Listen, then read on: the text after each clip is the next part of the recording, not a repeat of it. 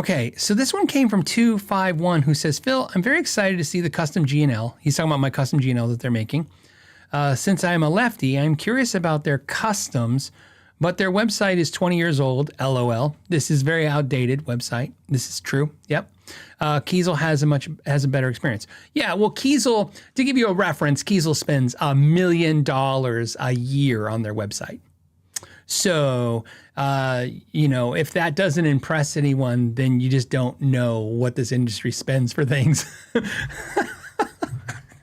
$1 million for the website is an insane amount of money to spend for a company that is, well, think about this. I don't know how big Kiesel Guitars is, but I'm going to throw my guess. My guess is they're a $10 million a year company. That's my guess. And if you want to know how I guessed it, it's because Jeff says he sells about 4,000 guitars a year. And then somewhere else in the interview, he said their average price is about $2,000 something. And then I was like, okay, and accessories. And of course, he does a higher end market. So I just came up with those numbers and I go, okay, here's the numbers. And they're probably right. But my point is, yeah, their website is far superior to G&L's. Me personally, although I love the idea of the G&L custom shop, I want to point out over and over again that just what G&L calls a production guitar is more than what Fender Custom Shop calls a custom shop guitar. So if any of you are interested in buying a G&L custom shop guitar, although the policy on this podcast is if you ask if you should buy a guitar, the answer is yes. I would really take notice to the fact that this is how I guess powerful of a statement is. I always tell people, everyone's biased. What is the bias? Here's my bias. My bias is G&L built me a guitar. They didn't charge me for the guitar. I was allowed to pick whatever I want at that factory, and I did not pick a custom guitar. I just picked a production guitar, spec'd out the way I want. They're building me this current guitar. Like I said, this is a indefinite loaner. In other words, if I love it, I'll keep it. If not, I'll send it back and we'll probably do something else. Either way, same thing. Every time G&L's come and talk to me that I've been presented with, they will make me whatever I dream up in the custom shop. And I just don't, I'm not a type of person who's like, well, since I'm not paying for it, it's kind of like your friend. It's like, I'm paying tonight. And he's like, well, then I'm getting lobster and steak dinner. I'm going to get what I normally get. So, I might get a second beer, but same thing with this guitars. So with G&L, I really think that the production guitars, being that there's 4 or 5, I can't even remember. It's how crazy it is. There's like 4 or 5 different neck profiles, 4 different fretboard materials, 3 or 4 different fretboard radiuses, 4 different types of wood you can choose for the body. An insane amount of colors. I can't even count them on fingers and toes. That's all production. Variances in, do you want a hardtail? Do you want a tremolo? Do you want these pickups? That's all plug and play production guitars for them. So I think unless you really can't find something in their production lineup, maybe go custom. But the reason I tell you that is 251 says it's overwhelming. It is overwhelming. And think about this, and all of that in the production cost is priced at or about a production Fender guitar. G&L, what people have been missing for G&L for forever, and I said this when I did their factory tour, and this is came up, and I'll just tell you because it came up during the Patreon discussion. G&L, to understand G&L the way I understand G&L guitars, is their entire facility is 9,000 square feet. I know because you guys can see Jeff Kiesel and he talks, and I know you see Paul Reed Smith all the time and he talks. I want to give you a reference. Kiesel Guitars factory is 20,000 square feet.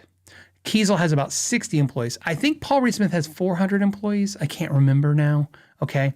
And I don't know how big the building is, but let's just say it's 4 times bigger than Kiesel minimum. Okay. So just put that in concept. Now keep in mind, PRS as a company is 7 to 8 times bigger than Kiesel. Okay.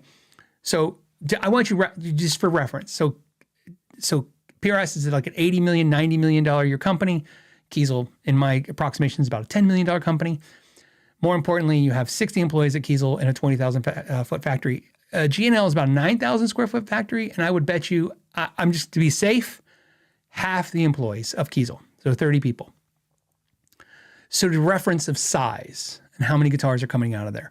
That is why they're able to do that. And I've been saying this for years. If Kiesel doubled its size, whoops, I dropped my headphones. If Kiesel doubled its size, all this plug and play and make every guitar you dream of will go right away. It'll have to be more processed and has to move. Same thing with G&L. The reason you get G&L the way you get G&L is because of the small volume. It's why you can get a Masterbuilt Fender, anything you want from Fender, as long as you pay $7,000 to $10,000, because the production goes so small, right? And it slows down. So that is why I think you look at G&L. That being said, I'm always upfront about everything. G&L is, when I say companies are small, please understand, don't expect Amazon, don't expect the Costco treatment, don't expect, Fender's call center, which is in Scottsdale. Well, I think they're further north now in Glendale. But anyways, Fender, I don't know how many employees. Think of this. Fender has more employees in their customer service call center here in Arizona than G&L has. Okay, period. So I think G&L customer service is like one person. Okay. And Kiesel, I think it's Cal. I think Cal's the guy, who, by the way, is amazing. If you ever have to call Kiesel for anything, just talk to Cal. Anyone who says they have a bad customer service experience with Kiesel, talk to Cal. Cal was a nuclear fusion reactor technician on an aircraft here in the Navy. And I think he can bench press 5 of me. I'm not exaggerating. He's the nicest guy you've ever met. And he literally got out of the Navy and said, I want to work at Kiesel Guitars. And he just went down there and got a job.